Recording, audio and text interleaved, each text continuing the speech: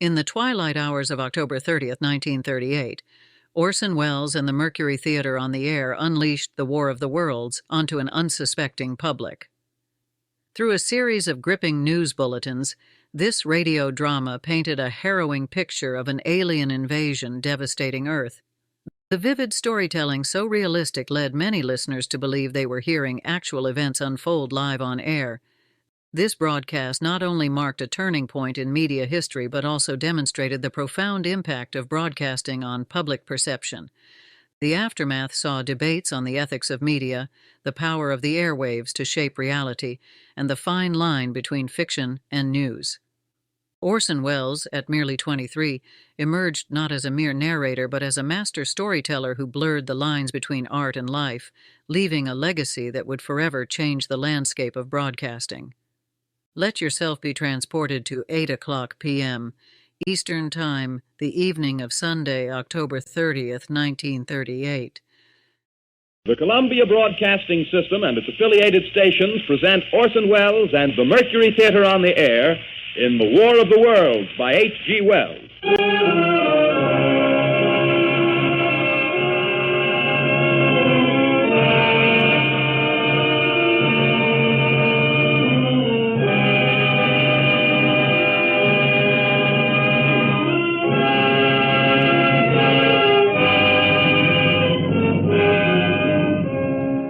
Ladies and gentlemen, the director of the Mercury Theatre and star of these broadcasts, Orson Welles.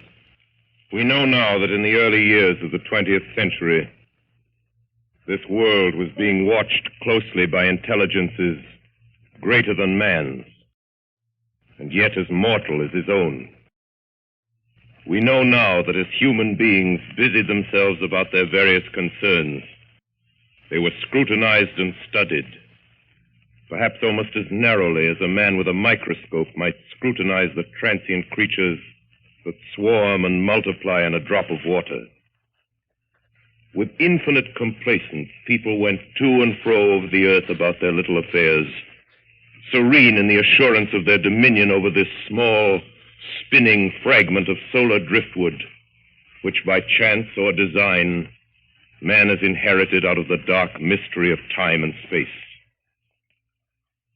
Yet across an immense ethereal gulf, minds that are to our minds as ours are to the beasts in the jungle, intellects, vast, cool, and unsympathetic, regarded this earth with envious eyes and slowly and surely drew their plans against us.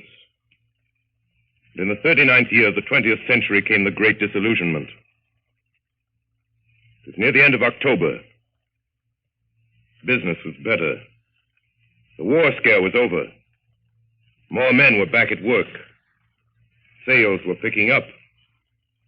On this particular evening, October 30th, the Crosley service estimated that 32 million people were listening in on radio. For the next 24 hours, not much change in temperature.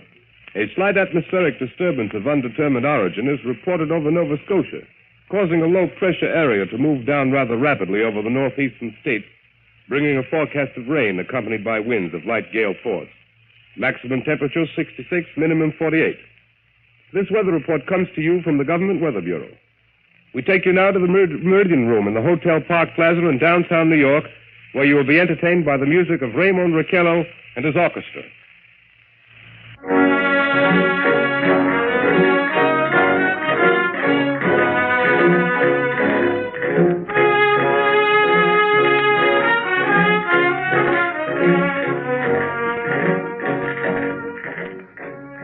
Good evening, ladies and gentlemen. From the Meridian Room in the Park Plaza Hotel in New York City, we bring you the music of Raymond Riccello and his orchestra.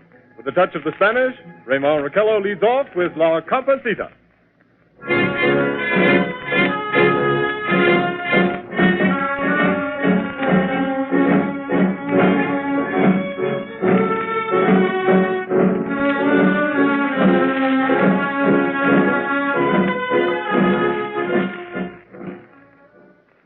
Ladies and gentlemen, we interrupt our program of dance music to bring you a special bulletin from the Intercontinental Radio News.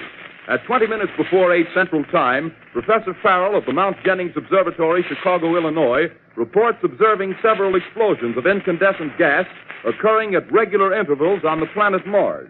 The spectroscope indicates the gas to be hydrogen and moving toward the Earth with enormous velocity. Professor Pearson of the observatory at Princeton confirms Farrell's observation and describes the phenomenon as, quote, like a jet of blue flame shot from a gun, unquote. We now return you to the music of Ramon Raquello, playing for you in the Meridian Room of the Park Plaza Hotel, situated in downtown New York.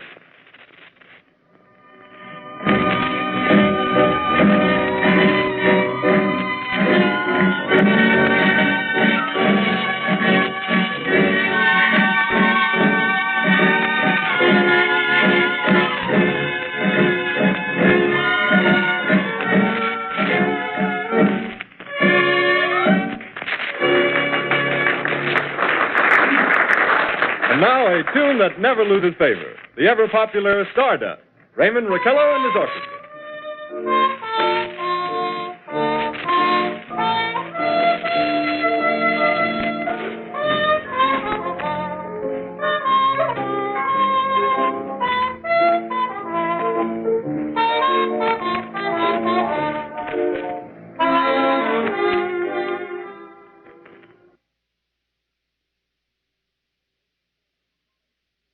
Ladies and gentlemen, following on the news given in our bulletin a moment ago, the Government Meteorological Bureau has requested the large observatories of the country to keep an astronomical watch on any further disturbances occurring on the planet Mars. Due to the unusual nature of this occurrence, we have arranged an interview with a noted astronomer, Professor Pearson, who will give us his views on this event. In a few moments, we will take you to the Princeton Observatory at Princeton, New Jersey. We return you until then to the music of Ramon Raquello and his orchestra.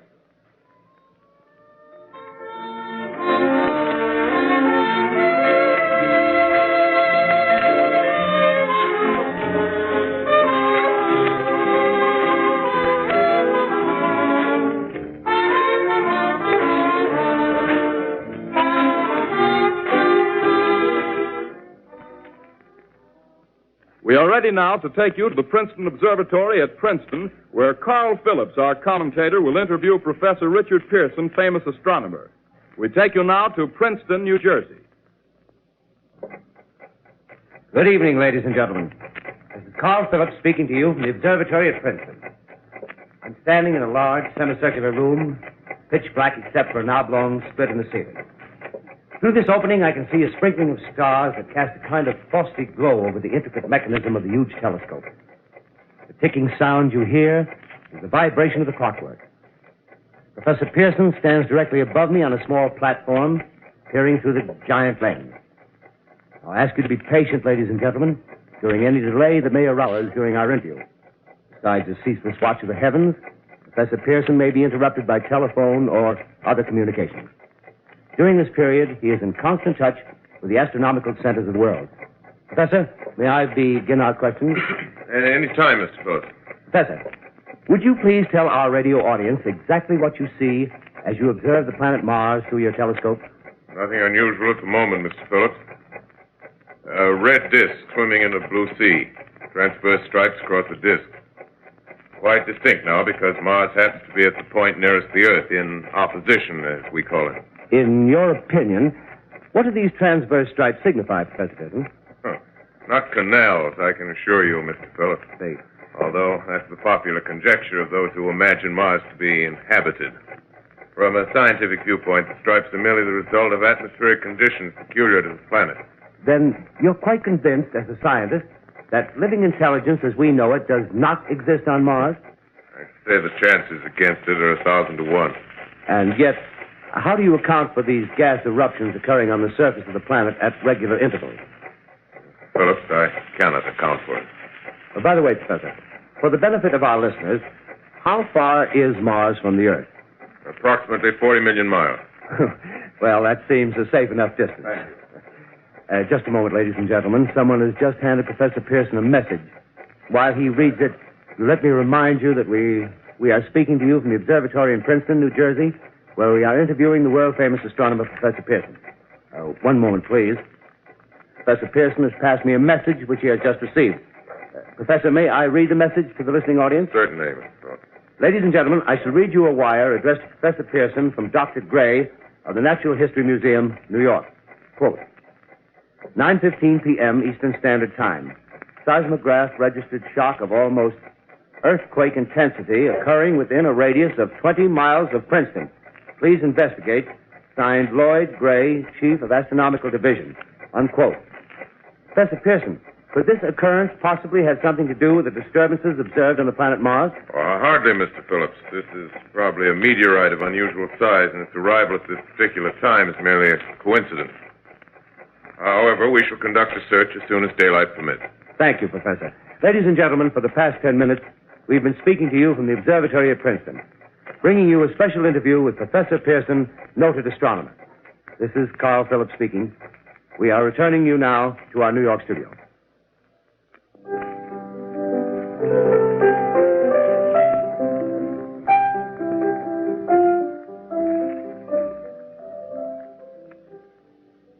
Ladies and gentlemen, here is the latest bulletin from the Intercontinental Radio News. Toronto, Canada. Professor Morse of Macmillan University reports observing a total of 3 explosions on the planet Mars between the hours of 7:45 p.m. and 9:20 p.m. Eastern Standard Time. This confirms earlier reports received from American observatories. Now, nearer home, comes a special bulletin from Trenton, New Jersey. It is reported that at 8:50 p.m., a huge flaming object, believed to be a meteorite, fell on a farm in the neighborhood of Grover's Mill, New Jersey, 22 miles from Trenton. The flash in the sky was visible within a radius of several hundred miles, and the noise of the impact was heard as far north as Elizabeth. We have dispatched a special mobile unit to the scene, and we'll have our commentator, Carl Phillips, give you a word picture of the scene as soon as he can reach there from Princeton. In the meantime, we take you to the Hotel Martinet in Brooklyn, where Bobby Millett and his orchestra are offering a program of dance music.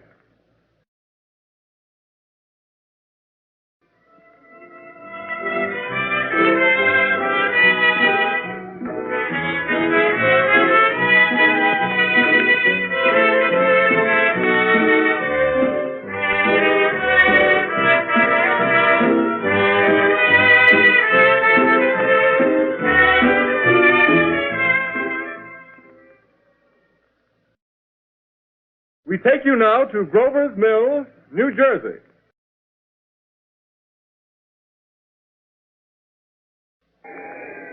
Ladies and gentlemen, this is Carl Phillips again, out at the Wilmot Farm, Grover's Mill, New Jersey. Professor Pearson and myself made the 11 miles from Princeton in 10 minutes. Well, I hardly know where to begin. To paint for you a word picture of the strange scene before my eyes, like something out of a modern Arabian Night. Well, I just got here. I haven't had a chance to look around yet. I guess that's it. Yes, I guess that's the thing directly in front of me. Half buried in a vast pit. Must have struck with terrific force. The ground is covered with splinters of a tree. It must have struck on its way down. But I can see the object itself doesn't look very much like a meteor. At least not the meteors I've seen. It looks more like a huge cylinder. Has a diameter of, what would you say, Professor Pearson? What's that? What would you say, what's the diameter of this? About 30 yards. About 30 yards. The metal on the sheath is, well, I've never seen anything like it. The color is sort of yellowish white. The curious spectators now are pressing close to the object in spite of the efforts of the police to keep them back. Getting in front of my line of vision. Would you mind standing one side, please, while the police are pushing the crowd back?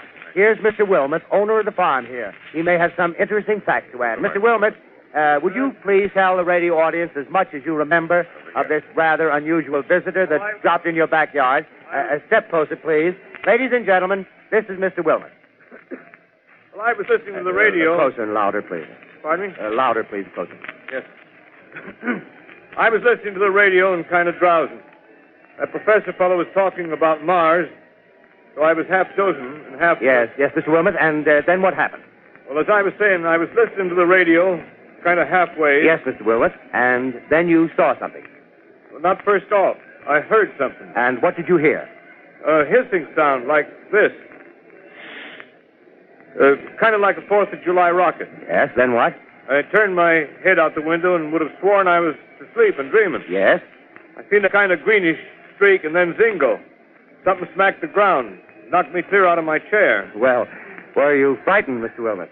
Well, I ain't quite sure.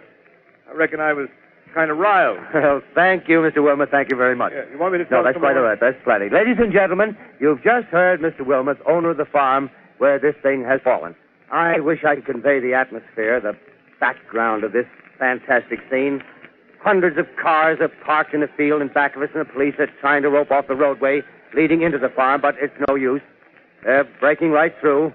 Cars' headlights throw an enormous spotlight on the pit where the object's half buried. Now, some of the more daring souls now are venturing near the edge.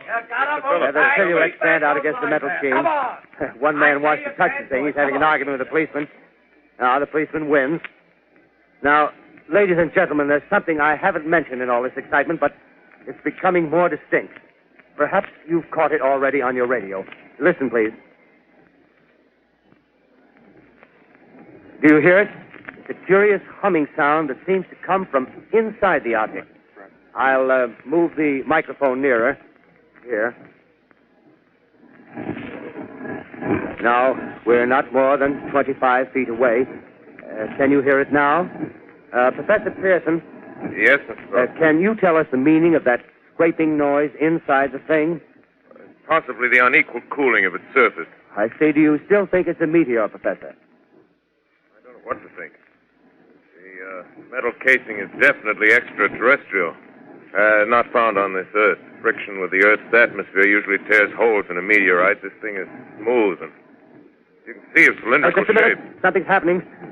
Ladies and gentlemen, this is terrific. This end of the thing is beginning to flake off. The top is beginning to rotate like a screw, and the thing must be hollow. Move it! Keep back there! Keep back there! Keep those men back! Keep back there! Keep those idiots back! Keep off! The top's loose! Look out there! Stand back! Ladies and gentlemen, this is the most terrifying thing I've ever witnessed. Wait a minute. Someone's calling someone or something. I can see coming out of that black hole two luminous discs. The eyes, it might be a face, might be almost but heavens, something wriggling out of the shadow like a gray snake. Now it's another one, and another one, and another one. They look like tentacles to me. Oh, yeah, I can see the thing's body now. It's large as a bear. It glistens like wet leather, but that face, ladies and gentlemen, it's indescribable. I can hardly force myself to keep looking at it. It's so awful. The eyes are black, and they gleam like a serpent. The mouth is a kind of V-shape with saliva dripping from its rimless lips that seem to quiver and pulsate, and the monster or whatever it is can hardly move. It seems weighed down by possibly gravity or something. The thing's rising up now, and the crowd falls back. There seems plenty. The most extraordinary experience, ladies and gentlemen. I can't find words. Well, I'll pull this microphone with me as I talk. I'll have to stop the description until I can take a new position. Hold on, will you, please? I'll be right back in a minute.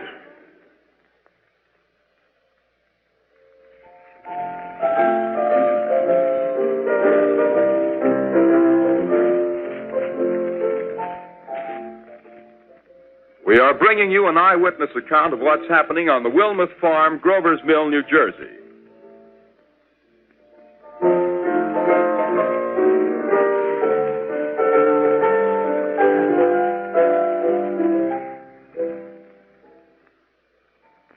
We now return you to Carl Phillips at Grover's Mill. Ladies and gentlemen, am I on? Ladies and gentlemen, here I am, back of a stone wall that adjoins Mr. Wilmot's garden. From here, I get a sweep of the whole scene. I'll give you every detail as long as I can talk and as long as I can see. More state police have arrived. They're drawing up a cordon in front of the pit. About 30 of them. No need to push the crowd back now. They're willing to keep their distance. The captain conferring with someone. Can't quite see who. Oh, yes, I believe it's Professor Pearson. Yes, it is. Now they've parted, and the professor moves around one side, studying the object while the captain and two policemen advance with something in their hands. I can see it now. It's a white handkerchief tied to a pole. Flag of truce. If those creatures know what that means, what anything means. Wait a minute. Something's happening. A humped shape is rising out of the pit. I can make out a small beam of light against a mirror. What's that? There's a jet of flame springing from the mirror, and it leaps right at the advancing men. It strikes them head on. Oh, Lord, they're turning into flames. Now the whole field's caught up by the woods, the barns, the gas tanks for the automobiles. spreading everywhere. It's coming this way now, about 20 yards to my right.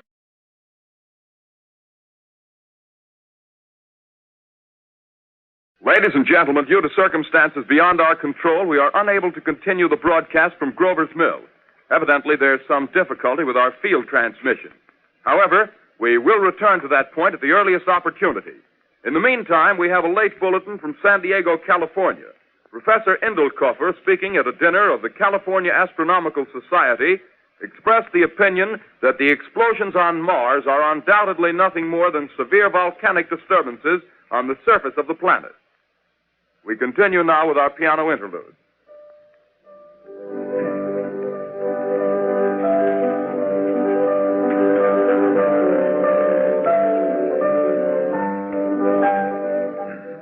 Ladies and gentlemen, I've just been handed a message that came in from Grover's Mill by telephone. Just one moment, please. At least 40 people, including 6 state troopers, lie dead in a field east of the village of Grover's Mill, their bodies burned and distorted beyond all possible recognition. The next voice you hear will be that of Brigadier General Montgomery Smith, commander of the state militia at Trenton, New Jersey. I have been requested by the governor of New Jersey to place the counties of Mercer and Middlesex as far west as Princeton and east to Jamesburg under martial law. No one will be permitted to enter this area except by special pass issued by state or military authorities. 4 companies of state militia are proceeding from Trenton to Grover's Mill and will aid in the evacuation of homes within the range of military operations. Thank you. You have just been listening to General Montgomery Smith, commanding the state militia at Trenton. In the meantime, further details of the catastrophe at Grover's Mill are coming in. The strange creatures, after unleashing their deadly assault, crawled back in their pit and made no attempt to prevent the efforts of the firemen to recover the bodies and extinguish the fire. The combined fire departments of Mercer County are fighting the flames which menace the entire countryside. We have been unable to establish any contact with our mobile unit at Grover's Mill, but we hope to be able to return you there at the earliest possible moment. In the meantime, we take you to... Just one moment, please. Ladies and gentlemen, I have just been informed that we have finally established communication with an eyewitness of the tragedy. Professor Pearson has been located at a farmhouse near Grover's Mill, where he has established an emergency observation post. As a scientist, he will give you his explanation of the calamity. The next voice you hear will be that of Professor Pearson, brought to you by direct wire. Professor Pearson.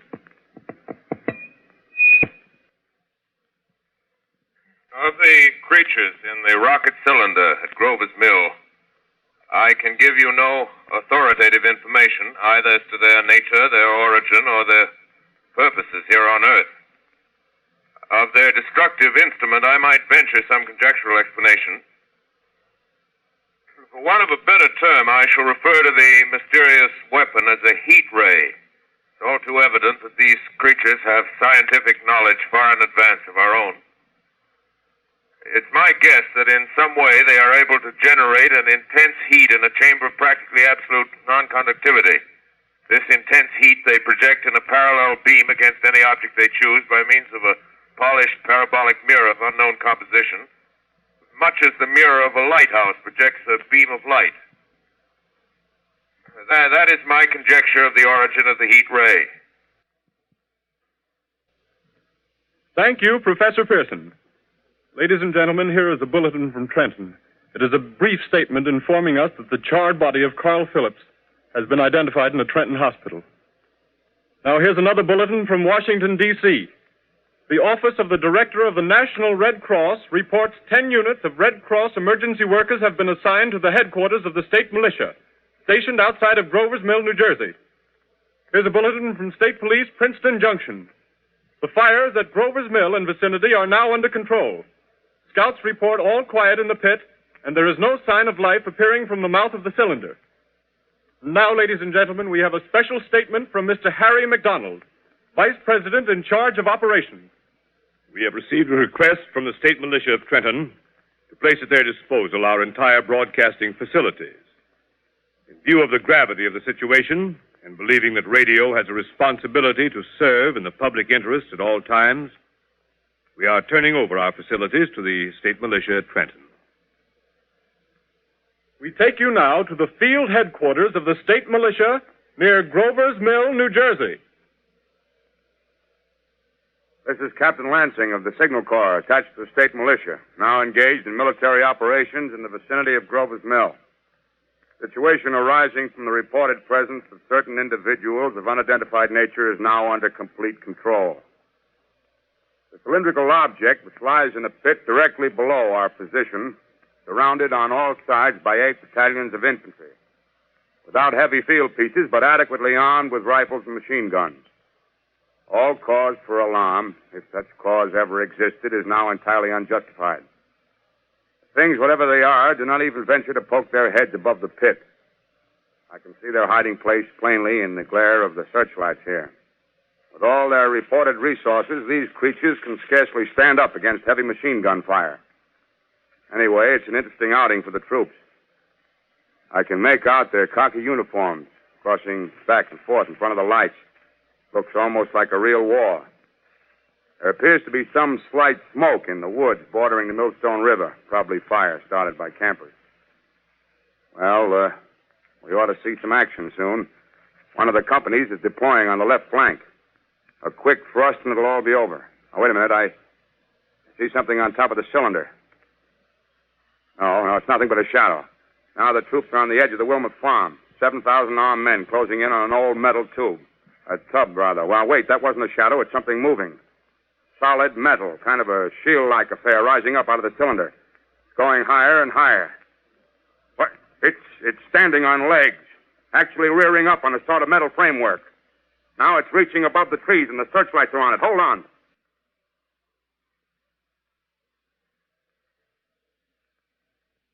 Ladies and gentlemen, I have a grave announcement to make. Incredible as it may seem, both the observations of science and the evidence of our eyes lead to the inescapable assumption that those strange beings who landed in the Jersey farmlands tonight are the vanguard of an invading army from the planet Mars. The battle which took place tonight at Grover Mills has ended in one of the most startling defeats ever suffered by an army in modern times. 7,000 men armed with rifles and machine guns pitted against the single fighting machine of the invaders from Mars. 120 known survivors. The rest strewn over the battle area from Grover's Mill to Plainsboro, crushed and trampled to death under the metal feet of the monster, or burned to cinders by its heat ray. The monster is now in control of the middle section of New Jersey and has effectively cut the state through its center. Communication lines are down from Pennsylvania to the Atlantic Ocean. Railroad tracks are torn and service from New York to Philadelphia discontinued, except routing some of the trains through Allerton and Phoenixville. Highways to the north, south, and west are clogged with frantic human traffic. Police and army reserves are unable to control the mad flight. By morning, the fugitives will have swelled Philadelphia, Camden, and Trenton, it is estimated, to twice their normal population. Martial law prevails throughout New Jersey and eastern Pennsylvania. At this time, we take you to Washington for a special broadcast on the national emergency. The Secretary of the Interior. Citizens of the nation, I shall not try to conceal the gravity of the situation that confronts the country, nor the concern of your government in protecting the lives and property of its people. However, I wish to impress upon you, private citizens and public officials, all of you, the urgent need of calm and resourceful action. Fortunately, this formidable enemy is still confined to a comparatively small area, and we may place our faith in the military forces to keep them there. In the meantime, placing our faith in God, we must continue the performance of our duties, each and every one of us, so that we may confront this destructive adversary with a nation united, courageous, and consecrated to the preservation of human supremacy on this earth. I thank you. You have just heard the Secretary of the Interior speaking from Washington. Bulletins too numerous to read are piling up in the studio here. We're informed that the central portion of New Jersey is blacked out from radio communication due to the effect of the heat ray upon power lines and electrical equipment. Here's a special bulletin in New York. Cables have been received from English, French, and German scientific bodies offering assistance. Astronomers report continued gas outbursts at regular intervals on the planet Mars. The majority voiced the opinion that the enemy will be reinforced by additional rocket machines. There have been several attempts made to locate Professor Pearson of Princeton, who has observed Martians at close range. It is feared he was lost in the recent battle. Langham Field, Virginia. Scouting planes report 3 Martian machines visible above treetops, moving north toward Somerville with population fleeing ahead of them. The heat ray is not in use, although advancing at express train speed, invaders pick their way carefully. They seem to be making a conscious effort to avoid destruction of cities and countryside. However, they stop to uproot power lines, bridges, and railroad tracks. Their apparent objective is to crush resistance, paralyze communication, and disorganize human society. Here is a bulletin from Basking Ridge, New Jersey. Coon hunters have stumbled on a second cylinder similar to the first, embedded in the great swamp 20 miles south of Morristown. Army field pieces are proceeding from Newark to blow up the second invading unit before the cylinder can be opened from the fighting machine rig. They are taking up a position in the foothills of Watchung Mountain. Another bulletin from Langham Field, Virginia. Scouting planes report enemy machines, now 3 in number, increasing speed northward, kicking over houses and trees in their evident haste to form a conjunction with their allies south of Morristown. Machines also sighted by telephone operator east of Middlesex, within 10 miles of Plainfield. Here's a bulletin from Winston-Field, Long Island. A fleet of Army bombers carrying heavy explosive flying north in pursuit of enemy. Scouting planes act as guides. They keep the speeding enemy in sight. Just a moment, please, ladies and gentlemen. We've run special wires to the artillery line and adjacent villages to give you direct reports in the zone of the advancing enemy. First, we take you to the battery of the 22nd Field Artillery, located in the Watchung Mountains. Range 32 meters. 32 meters. Projection 39 degrees. 39 degrees. Fire!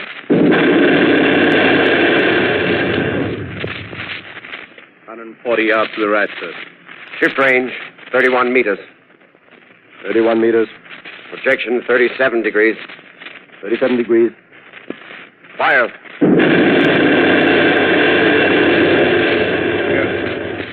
Hit, sir. Got the tripod of one of them. They're stopped. The others are trying to repair it. Quick, get the range. Shift 30 meters. 30 meters. Projection 27 degrees. 27 degrees. Fire!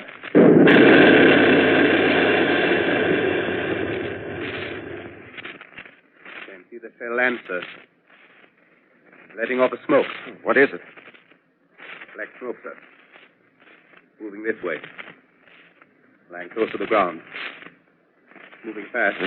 Put on gas masks. Get ready to fire. Shift to 24 meters. 24 meters. Projection 24 degrees. 24 degrees. Fire!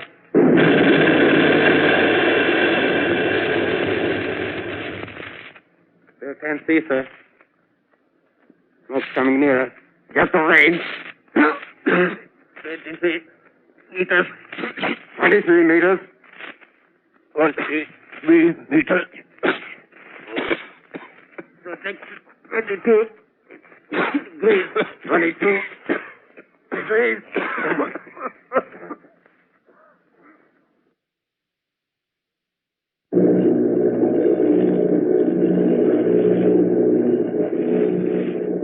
Army bombing plane B-843 off Bayonne, New Jersey. Lieutenant Vogt, commanding 8 bombers, reporting to Commander Fairfax, Langham Field. This is Vogt reporting to Commander Fairfax, Langham Field. Enemy tripod machines now in sight.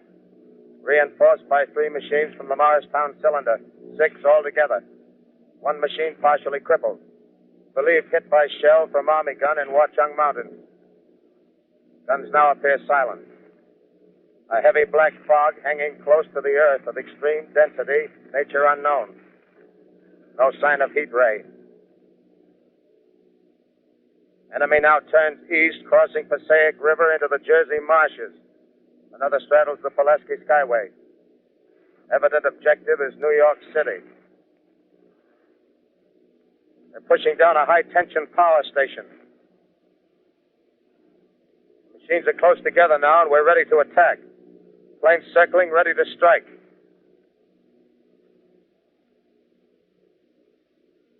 A 1,000 yards, and we'll be over the first.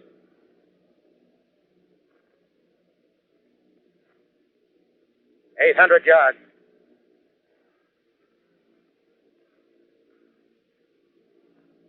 $600.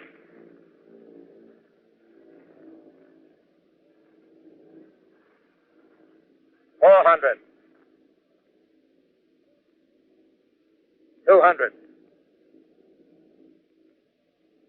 There they go. The giant arm raised. Green flash. They're spraying us with flame. 2,000 feet. Engines are giving out. No chance to release bombs. Only one thing left. Drop on them, plane and all. We're diving on the first one. Now the engine's gone. 8.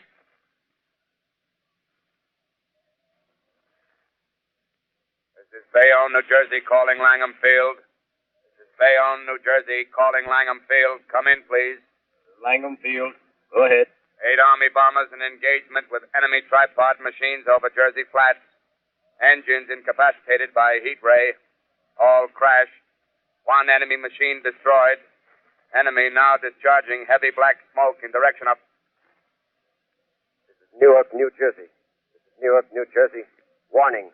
Poisonous black smoke pouring in from Jersey marshes. Street is South Street. Gas masks useless. Urge population to move into open spaces. Automobiles use routes 7, 23, 24. Avoid congested areas. Smoke now spreading over Raymond Boulevard. 2X2L calling CQ, 2X2L calling CQ, 2X2L calling 8X3R. Come in, please. This is 8X3R coming back at 2X2L. How's reception? How's reception? K, please. Where are you, 8X3R? What's the matter? Where are you?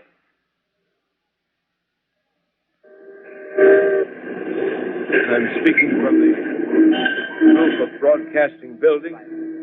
I'm speaking from the roof of Broadcasting Building, New York City. The bells you hear are ringing to warn the people to evacuate the city as Martians approach.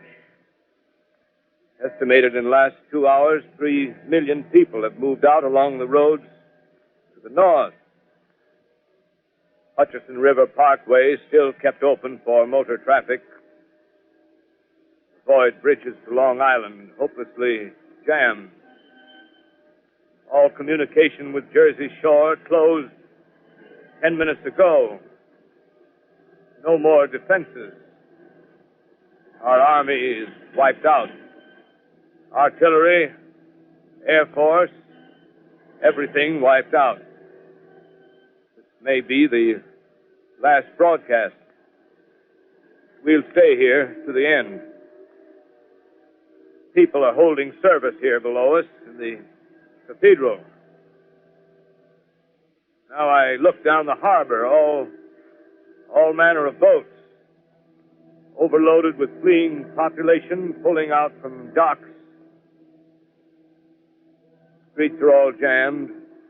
Noise in crowds like New Year's Eve in city. Wait a minute. The enemy's now in sight above the palisades. Five great machines. First one is crossing the river. I can see it from here, wading the Hudson like a man wading through a brook. A bulletin is handed me. Martian cylinders are falling all over the country. One outside of Buffalo, one in Chicago, St. Louis. Seem to be timed and spaced. Now the first machine reaches the shore. He stands watching, looking over the city. Steel cowlish head is even with the skyscrapers. He waits for the others. They rise like a line of new towers on the city's west side. Now they're lifting their metal hands. This is the end now. Smoke comes out, black smoke drifting over the city. People in the streets see it now. They're running toward the East River, thousands of them, dropping in like rats. Now the smoke's spreading faster. It's reached Times Square.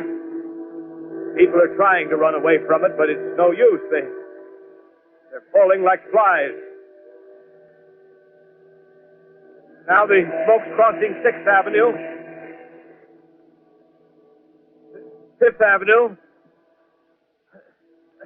100 yards away. It's 50 feet.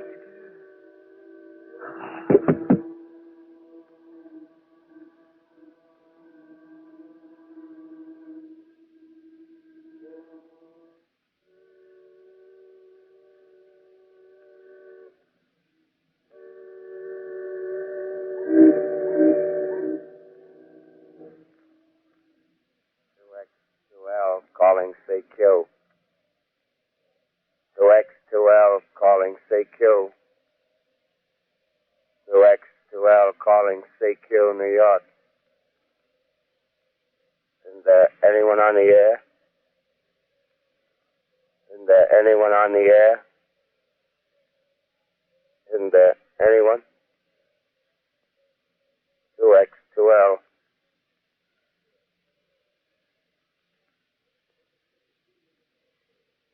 You are listening to a CBS presentation of Orson Welles and the Mercury Theatre on the Air in an original dramatization of The War of the Worlds by H.G. Wells. The performance will continue after a brief intermission. This is the Columbia Broadcasting System.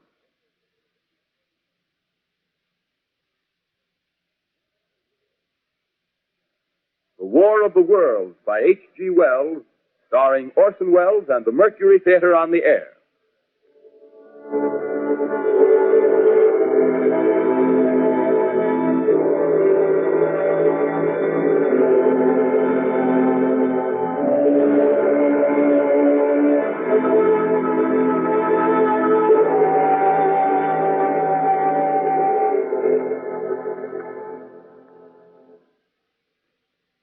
As I set down these notes on paper, I'm obsessed by the thought that I may be the last living man on Earth. I've been hiding in this empty house near Grover's Mill, a small island of daylight cut off by the black smoke from the rest of the world. All that happened before the arrival of these monstrous creatures in the world now seems part of another life. A life that has no continuity with the present. Furtive existence with a lonely derelict who pencils these words on the back of some astronomical notes bearing the signature of Richard Pearson. I look down at my blackened hand and I try to connect them with a professor who lives at Princeton and who, on the night of October 20th, glimpsed through his telescope an orange splash of light on a distant planet. My wife, my colleagues, my students, my books, my observatory, my world.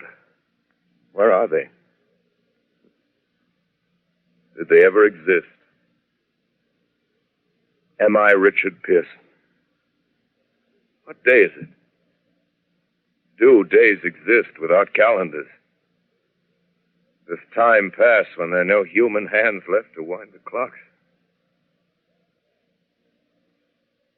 Writing down my daily life, I tell myself I shall preserve human history between the dark covers of this little book that was meant to record the movements of the stars. But to write, I must live, and to live, I must eat. Find moldy bread in the kitchen and an orange not too spoiled to swallow. Keep watch at the window. Time to time, I catch sight of a Martian above the black smoke. Smoke still holds the house in its black coil, but at length there's a hissing sound, and suddenly I see a Martian mounted on his machine, spraying the air with a jet of steam as if to dissipate the smoke. I watch in a corner as his huge metal legs nearly brush against the house. Exhausted by terror, I fall asleep. Morning. Morning. Sun streams in the window. Black cloud of gas is lifted, and the scorched meadows to the north look as though a black snowstorm had passed over them. I venture from the house. I make my way to a road, no traffic. Here and there, a wrecked car, baggage overturned, a blackened skeleton. Push on north. For some reason, I feel safer trailing these monsters than running away from them. And I keep a careful watch. I've seen the Martians feed.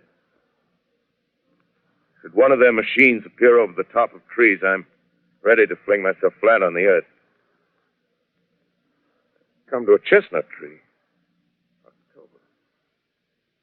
Chestnuts are ripe. Fill my pockets. Let's keep alive. 2 days I wander in a vague northerly direction through a desolate world. Finally, I notice a living creature. A small red squirrel in a beech tree. I stare at him and wonder. He stares back at me. I believe at that moment the animal and I shared the same emotion. The joy of finding another living being. Push on north. I find dead cows in a brackish field, and beyond the charred ruins of a dairy and a silo, remain standing guard over the wasteland like a lighthouse, deserted by the sea.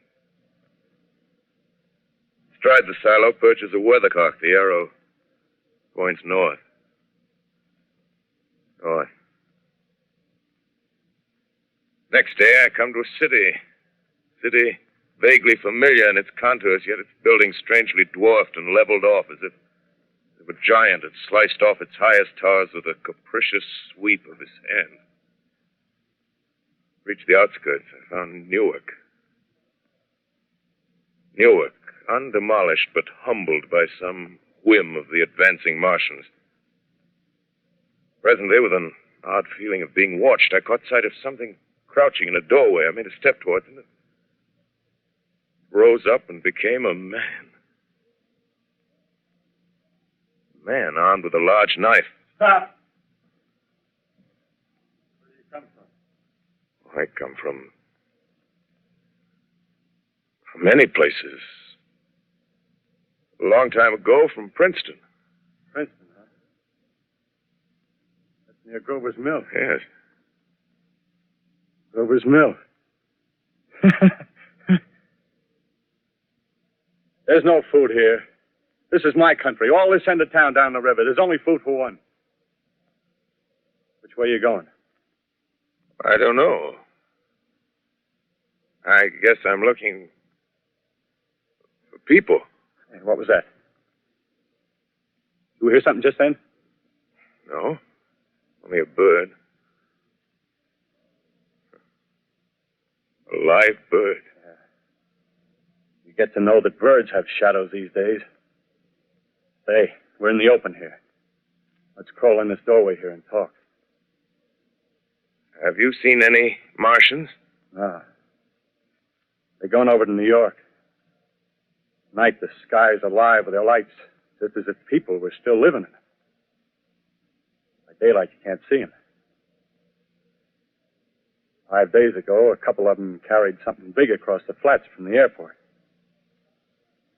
I think they're learning how to fly. Fly? Yeah, fly. Well, it's all over with humanity. Stranger, there's still you and I. 2 of us left. Yeah. They got themselves in solid. They wrecked the greatest country in the world. Those green stars, they're probably falling somewhere every night. They've only lost one machine. There isn't anything to do. We're done. We're licked. Where were you? You're in a uniform. Yeah, what's left of it. I was in the militia. National Guard. That's good. There wasn't any war. Any more than there's war between men and ants. Yes, but we're eatable ants. I found that out. What'll they do to us? I thought it all out. Right now, we're caught as we're wanted. The Martian only has to go a few miles to get a crowd on the run. But they won't keep on doing that. They'll begin catching us systematic, like keeping the best and storing us in cages and things. They haven't begun on us yet. Not begun? Not begun. All that's happened so far is because we don't have sense enough to keep quiet. Bothering them with guns and such stuff and losing our heads and rushing off in crowds. Instead of our rushing around blind, we got to fix ourselves up according to the way things are now. Cities, nations, civilization, progress. Yes, but if that's so, what is there to live for? Well, there won't be any more concerts for 1,000,000 years or so, and no nice little dinners at restaurants. If it's amusement you're after, I guess the game's up. What is there left? Life, that's what. I want to live. Yeah, and so do you. We're not going to be exterminated. And I don't mean to be caught either. Tamed and fattened and bred like an ox. What are you going to do? I'm going on. Right under their feet. I got a plan. We men as men, we're finished. We don't know enough. We got to learn plenty before we get a chance. We've got to live and keep free while we learn, see? I've thought it all out, see? Well, tell me the rest. Well, it isn't all of us that are made for wild beasts. That's what it got to be. That's why I watched you. Watched you. All those little office workers that used to live in these houses. They be no good. They haven't any stuff in them. They run off to work. I've seen hundreds of them running to catch their commuter's train in the morning, afraid they could can if they didn't. Running back at night, afraid they wouldn't be in time for dinner. Lives insured and a little invested in case of accident. Yeah, and on Sundays, worried about the hereafter. The Martians, they'll be a godsend for those guys. Nice roomy cages, good food, careful breeding, no worries. Yeah, after a week or so of chasing around the fields on empty stomachs, they'll come and be glad to be caught. You've thought it all out, haven't you? Sure, you bet I have. That isn't all. These Martians are going to make pets of them. Train them to do tricks. Who knows, get sentimental over the pet boy who grew up and had to be killed. Yeah. And some, maybe, they'll train to hunt us. Oh, no, it's impossible. Yes, they will. There's men who do it gladly. One of them never suggested me, by... Meantime, you and I and others like us, where are we to live when the Martians own the Earth? I got it all figured out. We'll live underground. I've been thinking about the sewers. Under New York, there are miles and miles of them. The main ones, they're big enough for anybody. And there's cellars, vaults, underground storerooms, railway tunnels, subways. You begin to see, huh? We'll get a bunch of strong men together. No weakness. That rubbish, out. As you meant me to go. All right. Give you a chance, didn't I? Won't quarrel about that. Go on. Well, we got to make safe places for us to stay in, see? Get all the books we can. Science books. That's where men like you come in, see? We raid the museums. We'll even spy on the Martians. May not be so much we have to learn before... Just imagine this. 4 or 5 of their own fighting machines suddenly start off. Heat rays right and left. Not a Martian in them. Not a Martian in them, see? But men. Men who've learned the way how. May even be in our time. Gee. Imagine having one of them lovely things with a heat ray wide and free. We'd turn it on Martians. We'd turn it on men. We'd bring everybody down on their knees. That's your plan. You, me, more. We'd own the world. I see. Hey, what's the matter? Where are you going? Not to your world. Bye, stranger. Well, after parting with the artilleryman, I came at last to the Holland Tunnel, entered that silent tube, anxious to know the fate of the great city on the other side of the Hudson. Cautiously, I came out of the tunnel and made my way up Canal Street. Reached 14th Street, and there again were black powder and several bodies and an evil, ominous smell from the gratings of the cellars of some of the houses. I wandered up through the 30s and 40s, stood alone on Times Square, caught sight of a lean dog running down 7th Avenue with a piece of dark brown meat in his jaws and a pack of starving mongrels at his heels. Made a wide circle around me as though he feared I might prove a fresh competitor. Walked up Broadway in the direction of that strange powder, past silent shop windows, displaying their mute wares to empty sidewalks. Past the Capitol Theater, silent, dark. Past a shooting gallery where a row of empty guns faced an arrested line of wooden ducks. Near Columbus Circle, I noticed models of 1939 motor cars in the showrooms facing empty streets. Over the top of the General Motors building, I watched a flock of black birds circling in the sky. Hurried on. Suddenly, I caught sight of the hood of a Martian machine, standing somewhere in Central Park, gleaming in the late afternoon sun. An insane idea. I rushed recklessly across Columbus Circle and into the park. I climbed a small hill above the pond at 60th Street, and from there I could see standing in a silent row along the mall 19 of those great metal titans, their cowls empty, their steel arms hanging listlessly by their sides.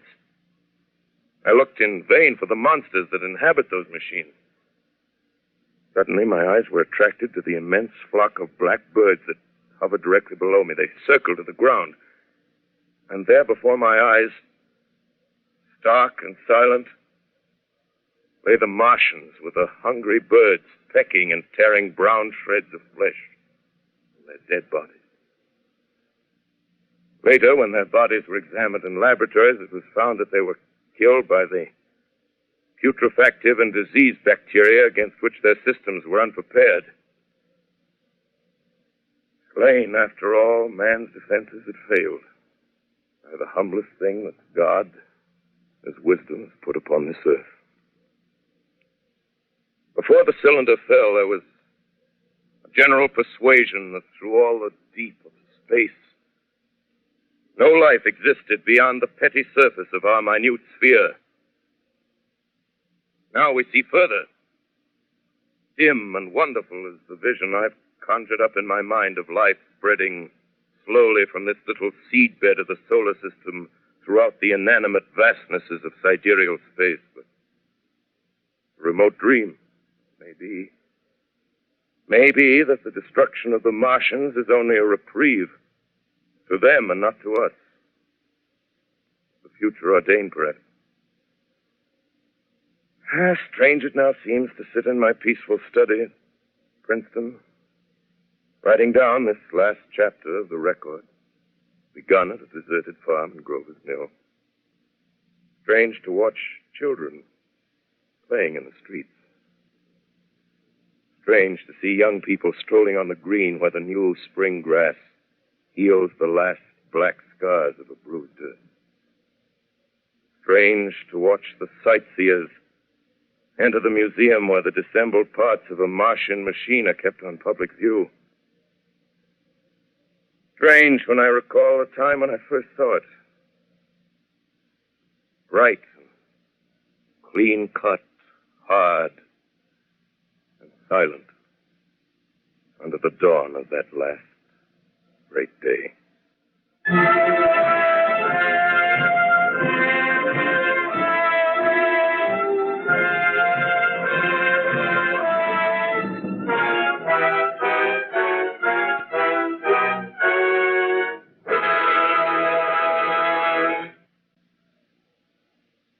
This is Orson Welles, ladies and gentlemen.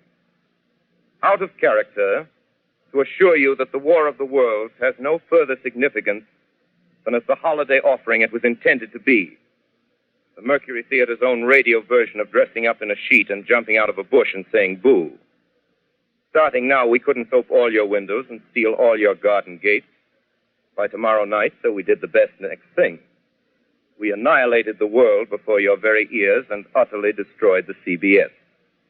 You will be relieved, I hope, to learn that we didn't mean it and that both institutions are still open for business. So goodbye, everybody, and remember, please, for the next day or so, the terrible lesson you learned tonight. That grinning, glowing, globular invader of your living room is an inhabitant of the pumpkin patch, and if your doorbell rings and nobody's there, that was no Martian. It's Halloween.